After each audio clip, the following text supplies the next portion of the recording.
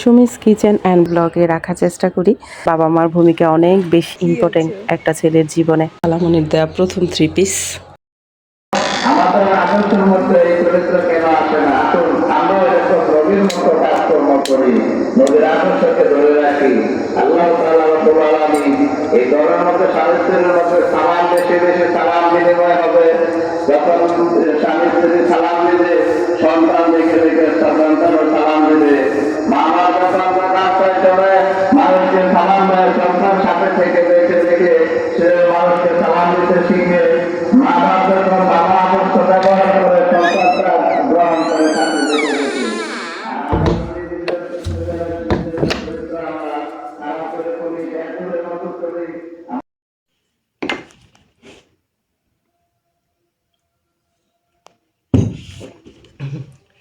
গলাটা একটু ভিজাই নিলাম। আলহামদুলিল্লাহ 10 রোজা শেষ রহমতের। তো 11 রোজা সেহরি খাচ্ছি। আসসালামু আলাইকুম মাই ইউটিউব ফ্যামিলি, কেমন আছেন সবাই? আই হোপ সবাই ভালো আছেন। আলহামদুলিল্লাহ আমরাও সবাই ভালো আছি। মাই ভিলেজ লাইফ আয়েশা চ্যানেলে সবাইকে স্বাগত। দূরেও কাছে যে যেখান থেকে দেখছেন প্রত্যেককে জানাচ্ছি আন্তরিক শুভেচ্ছা ও অভিনন্দন। নতুন একটি ভিডিও নিয়ে আসলাম আপনাদের মাঝে। যদি ভালো লাগে চলুন কিছুটা কথা আমার সাথে। তো আজকের ভিডিওতে যা থাকছে সেটা হলো, প্রথম আমি একটা গিফট পাই। প্রথম বলতে আমার খালামণি আমাকে গিফট করছে, সেটা আপনাদের দেখাবো। আমার হাজব্যান্ডও একটা গিফট করছে আমাকে, সেটাও দেখাবো। তার আগে আমি কেন সামনাসামনি কথা বলছি, অনেক কষ্ট করছি চ্যানেলটা নিয়ে একটা বছর। আসলে এখন আর ইচ্ছে করে না চ্যানেলটা কাজ করতে। আমার জানা ছিল না আসলে চ্যানেলে যে আস্তে আস্তে সব কিছু কেটে যায়। তো আমার চ্যানেলে মনিটাইজেশন হয়েছে, অনেক খুশি। ভিডিওটা বানানোর একটাই যারা কষ্ট করে লাইভ করতেছেন মনিটাইজেশন পাওয়ার জন্য, তারা প্লিজ এভাবে করবেন না। কারণ ভিডিও দিয়ে মনিটাইজেশন যদি পান তাহলে এটা আসলে অনেক ভালো, আর লাইভ দিয়ে করলে তারপরের অবস্থা আমার মতো হবে। চ্যানেলটা একবারই ডাউন হয়ে গেছে আমার, কোনোভাবে দাঁড়াতে পারছে না। আর এমন চলতে থাকলে হয়তো চ্যানেল চালাতেও পারবো না। আর এত কষ্ট করার পর যদি এই অবস্থা হয়, আপনারা যারা নতুন আসছেন তারা এরকম করেন তা ঠিক আছে, হয়তো জানেন না। কিন্তু যারা পুরাতন থাকেন তারা কেন করেন এরকম আমি জানি না। যে নতুন আসলাম, পাশে থাকলাম, এই ধরনের কমেন্টগুলো আসলে স্প্যাম কমেন্ট বলা হয়। আর যেটা আমার আইডিতে এখন মানে ভরে গেছে প্রায়। প্লিজ এভাবে কমেন্ট করবেন না, তাতে আমার অনেক ক্ষতি হয়। ক্ষতি হয় বলতে কি অলরেডি ক্ষতি হয়ে গেছে, সব কিছুই কেটে নিচ্ছে। ঠিক আছে, চলেন আমার ভিডিওটা দেখতে থাকেন।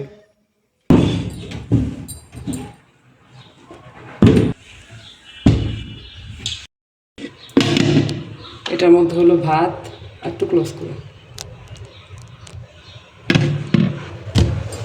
এটার মধ্যে মুরগি গোশত, এটার মধ্যে ট্যাংরা মাছ আর আলু দিয়ে তরকারি। এই হলো রাতের প্লাস সেহেরি রান্না।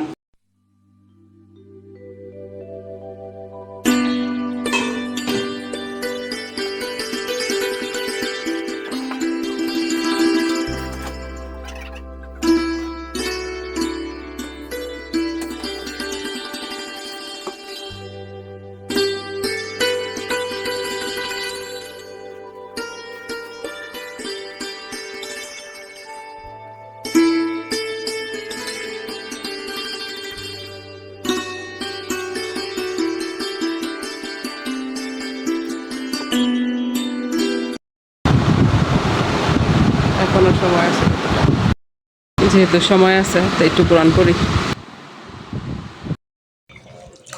মুড়ি ডাল তো এগুলো দাও, ব্যাস,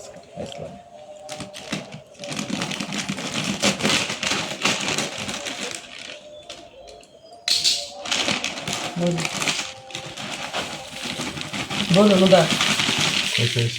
মা খাও, বুঝলি হয়েছে তো লাগবে না আসলে। ওকে, আপনি বসো খাইতে। সব মিলিয়ে অনেক ভালো লাগলো আপু। আমিও এমন করে খেজুর ধুয়ে খেতে চাই না, লাল পরি আর সবুজ পরীকে দেখে নিলাম। আপু তোমার মেয়েটা মাশাল্লাহ অনেক কিউট। আমার মেয়েও খাবার খেয়ে বলে আপু অনেক মজা। অনেক অনেক দোয়া আর ভালোবাসা রইল আপু। আল্লাহ হাফেজ। মৌসুমিস কিচেন অ্যান্ড ব্লগ থেকে তুমি কমেন্টটা করেছো, অসংখ্য ধন্যবাদ বোন। আসলে আমার মেয়ের উদ্দেশ্যে কেউ কিছু বললে আমার মেয়ে না অনেক খুশি হয়।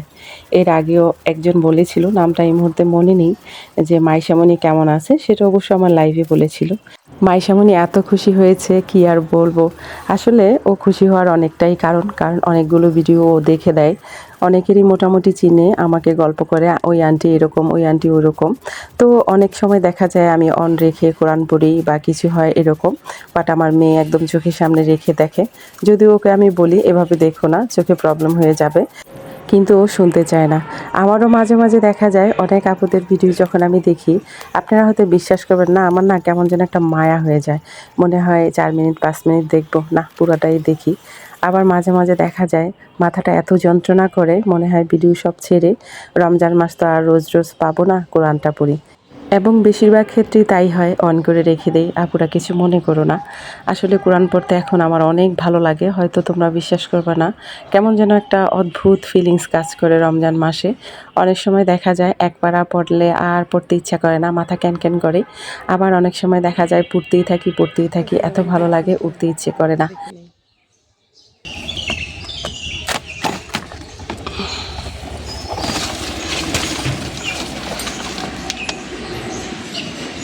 জানেন সেদিন নূরের আবু বলছিল হঠাৎ করে, তখন আমি ঢাকায়, যে মানি প্লান্ট গাছ চিনো, এটা নাকি ঘরে রাখলে ভালো। আমার সমস্ত বাড়ি জুড়ে এইখানে সেখানে মানি প্লান্ট গাছ আছে, তাছাড়া আমি ঘরেও রাখি। আর সে এতদিন আমাকে জিজ্ঞেস করছে আমি মানি প্লান্ট গাছ চিনি কিনা, এটা নাকি ঘরে রাখলে ভালো। প্রতিদিনই টুকটাক কাজ করছি, এখানে সেখানে জমে থাকা কাজ একদিনে তো আর সম্ভব না।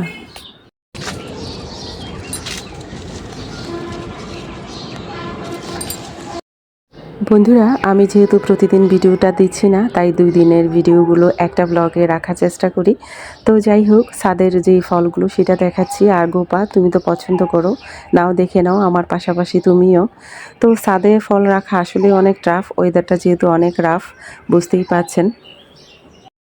পছন্দের কিছু মানুষ ছাড়া অনেকেই আমার ভিডিও সেভাবে দেখেন না, তাই তো অ্যাভারেজ ডিউরেশনের মধ্যে 2 থেকে 2.5 থাকে। তো যাই হোক, যার যার ভালো লাগা, যার যার চয়েস, আসলে জোর করে তো আসলে ভালো লাগা বসানো সম্ভব না। তো ভিডিওটা যেহেতু দেখছেন বন্ধুরা, প্লিজ একটি লাইক দিয়ে ভিডিওটি কন্টিনিউ করবেন। আপনার একটি সামান্য লাইক আমার ভিডিওর ইমপ্রেশন বৃদ্ধি করবে, অনেক অজানা বোনদের কাছে নিয়ে যাবে আমার ভিডিও। আজকে যারা প্রথম আমার ভিডিওটি ভিজিট করছেন, ভিডিওর কোনো অংশ যদি আপনাদের ভালো লাগে, আমার কথা বা আমার কাজ কোনো অংশ যদি আপনাদের মন ছুঁয়ে যায়, তাহলে সাবস্ক্রাইব করে আমার পাশে থাকতে পারেন। এটা যেহেতু পোকা ধরছে তাই এটা ফেলে দিলাম, কারণ একটার জন্য একদম সব কিছু নষ্ট হয়ে যায়।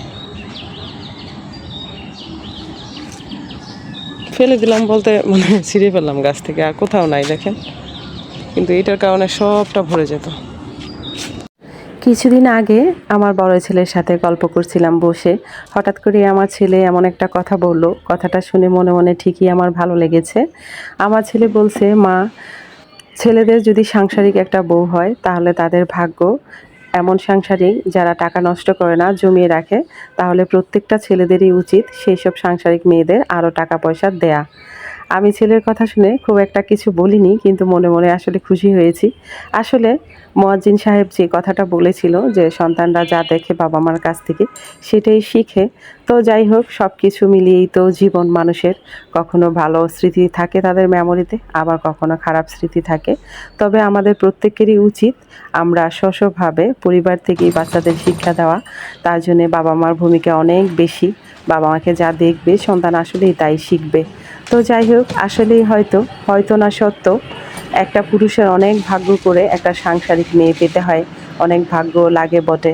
সেটা একটা দুর্ভাগা পুরুষ ছাড়া পৃথিবীর কেউ বুঝবে না, একটা সাংসারিক মেয়ে যে কতটা ইম্পর্টেন্ট একটা ছেলের জীবনে। যাই হোক, কেউ হয়তো পেয়ে যায়, আবার কেউ পেয়েও হারায়, আবার কারো পাওয়ার কথা না, তারাও পেয়ে যায়। যাই হোক, জীবনের চক্র এমনই হয়। এটা দিয়ে দিই। বেশিরভাগ তরমুজটা নূরের আব্বুকে দিয়ে দিলাম, কারণ নূরের আব্বুর ওখানে ফ্রিজ আছে, আমার তো এখানে ফ্রিজ নাই। তাই যদিও তরমুজ আমার ভীষণ পছন্দ, আপনারা বিশ্বাস করবেন না গাইস, যতটুকু রেখেছি ততটুকু আমি বলতে গেলে খেয়েছি, তেমন একটা খায় না নুদার আর মাইশামণি।